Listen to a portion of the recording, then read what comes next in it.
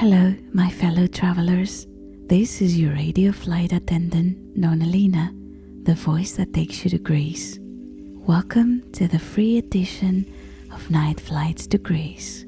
Tonight, in the very first episode of this sleep podcast, we will travel above the Aegean Sea and discover how it became to bear its name, while we unwind and settle into calm together. To continue the journey all the way to our arrival, you can find the complete night flight in the subscriber edition of Nonna Lina Stories on YouTube and Spotify, with no advertising interruptions, more storytelling, and more time to relax. For daily glimpses and little escapes to Greece, you can follow Night Flights to Greece on Instagram and TikTok. And now, leave your thoughts for a while in the overhead compartment of our imaginary aircraft. Let your shoulders soften. Take one slow breath. The lights inside our cabin are beginning to dim, and tonight's flight begins now. Find a position that feels restful and allow your body to be supported a little more fully by the surface beneath you. There is no need to make yourself relax, and nothing in particular needs to happen. Simply notice the weight of your head against the pillow, your back resting on the mattress, and your legs gradually giving their weight away. Take a quiet breath in through your nose, only as deeply as feels comfortable, and let the breath out a little more slowly. With your next exhale, allow your shoulders to lower, your palms to open, and your jaw to loosen. Your forehead may soften, while your eyes rest behind closed lids. Your breathing may now continue at its own natural pace, like a small wave reaching the shore before quietly returning to the sea. And when a thought passes through your mind, there is no need to push it away. You may simply imagine it as a tiny light appearing beneath our aircraft wing for a moment, before slowly falling behind us as the flight continues into the night. Outside the window, the sky is clear. The aircraft has left the bright lights of the city behind and is now moving above a vast, dark expanse that seems to have neither beginning nor end. Across its surface, the moon has laid a silver path. The light moves over the small waves, disappears for a moment, and then returns as though it were quietly showing us the way. At first, there seems to be nothing else beneath us, only the deep color of the water and the long shimmering line of moonlight. Then, a single light appears. A little farther away, there is another one, and further still, a trail of tiny lights begins to trace the outline of an island. As we draw closer, we can make out a village built along the hillside.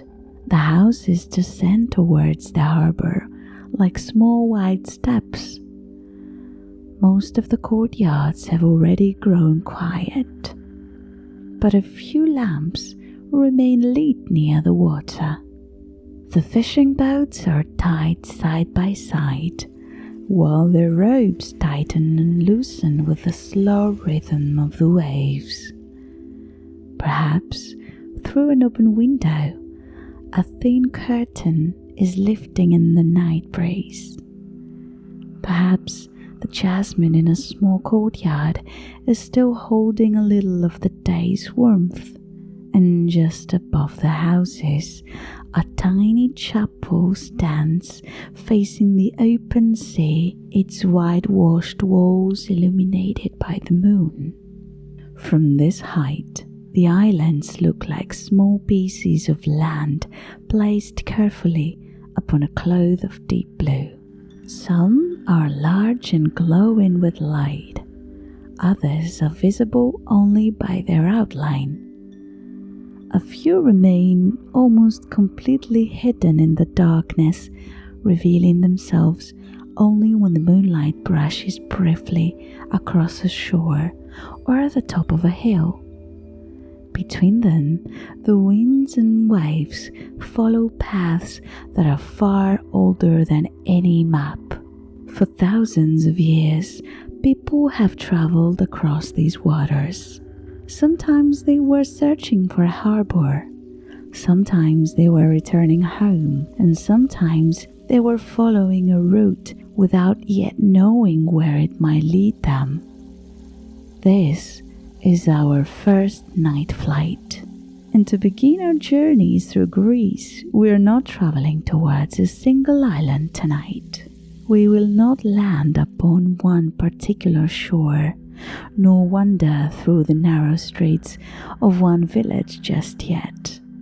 Tonight, we will remain above the whole sea, above the waters that connect mainland Greece with the Cyclades, Crete, and the distant islands of the eastern Aegean, above a sea where island peaks appear and disappear along the horizon, where ships follow the wind, and where every light in the darkness may belong to a harbor waiting somewhere below. Tonight, we are flying over the Aegean Sea.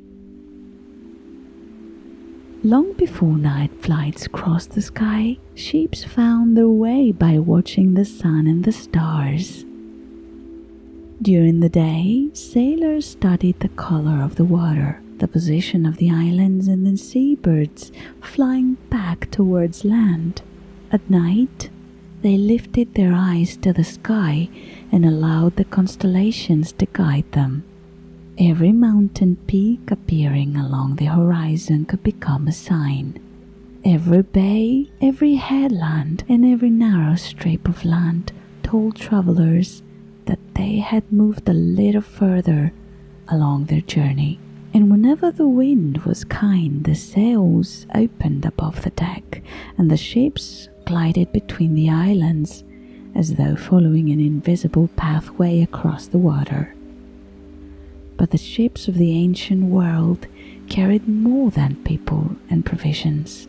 They also carried stories. Stories that began upon one shore, reached another harbor, and then continued their journey through the voices of those who heard them. Over time, these stories became so closely tied to the mountains, islands, and seas that they became part of the landscape itself. And so, according to an ancient myth, the Aegean Sea came to carry the name of a king who once stood high above the water, waiting to see his son's ship appear upon the horizon. The king's name was Aegeus. Aegeus in Greek. Aegeus was king of ancient Athens, a city close enough to the sea for ships to be part of its everyday life. From its highest places, people could watch sails approaching the coast or disappearing towards the islands.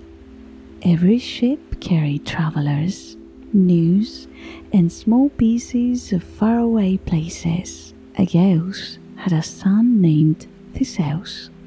And when Theseus finally came to live beside him in Athens, the king began to know him not only as a young man who had traveled from far away, but as the person who might one day continue the story of the city. The two of them walked through the streets of Athens and climbed to the places from which they could see the sea. Aegeus showed Theseus the harbors, the passages between the islands, and the distant outlines of land. Perhaps he told him about the winds that arrived with each season, and how sailors needed to know when to open their sails and when to wait. But at that time, An old obligation weighed upon the people of Athens. At regular intervals, a ship departed from Crete, carrying young men and women to King Minos. There, according to the myth, stood a great labyrinth, and somewhere within it lived the Minotaur. When the next departure drew near, Theseus decided to travel with the young Athenians. He intended to reach Crete, face the difficult task that awaited him, and return with them, so that the same voyage would never need to be made again. Tonight, we do not need to follow every turn in the story of Theseus. Our story does not lie deep within the labyrinth. It lies upon the sea, in the wind that filled the sails, and in the sign that a father waited to see upon the horizon. Because before the ship departed, Aegeus asked his son to make him a promise.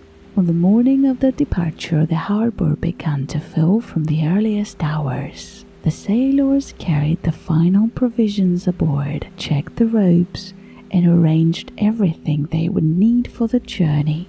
The sea beside the quay was calm, and the wooden sides of the ship cracked softly whenever a small wave pressed it towards the shore. High upon the mast, a black sail had already been fastened.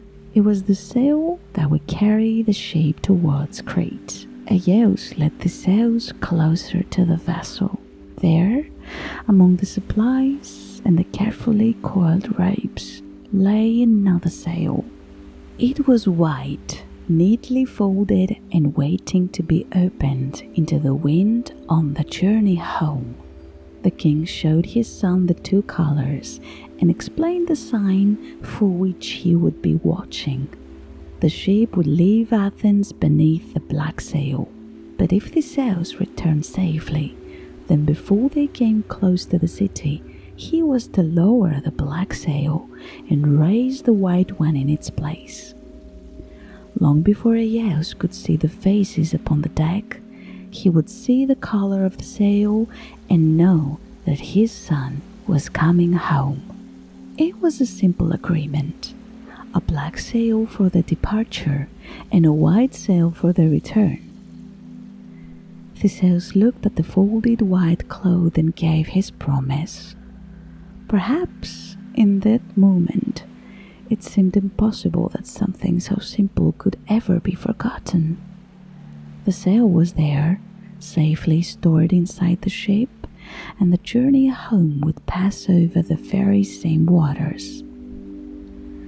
But old stories understand that even the simplest promises may sometimes become lost among all the things that happen during a long journey.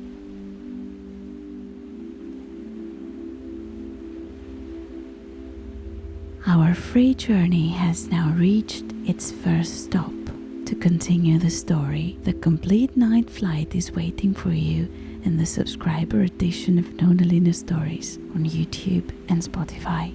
Not only as far as the first stop, but all the way to our arrival. Good night, my fellow travelers. The winds remain calm and the journey continues.